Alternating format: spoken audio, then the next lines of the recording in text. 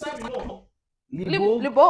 Libog as like, you make me confused, you get me dizzy. Libog means confused in Bisaya.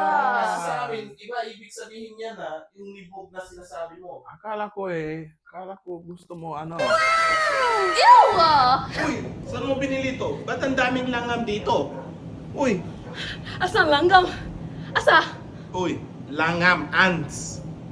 Uy! Lamigas! Pinako kay sa Bisaya.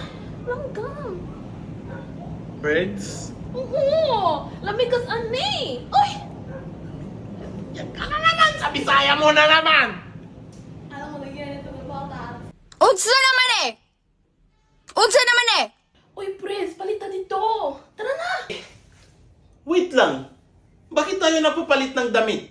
Ay nako, Pres! Dili palit na ilis! Palit as in to bye-bye!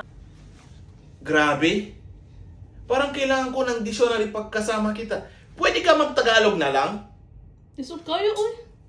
Ingon siya na ko na maldito siya and I was like, tao!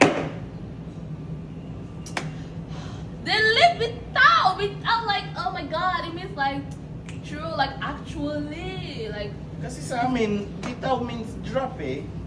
did you even understand what I was saying earlier? Yan ka na naman sa English mo na naman. Sabot ka? Di ba? Nagbibisaya na naman oh. Mag-Tagalog ka na lang. Pwede? Ay nako. Ah! Isot kayo! Tama na!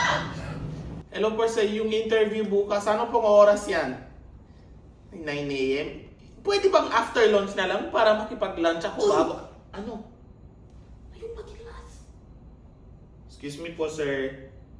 Bakit ako maghihilamos, ha? Relax, don't be proud. Arrogant. Yabang? Ano?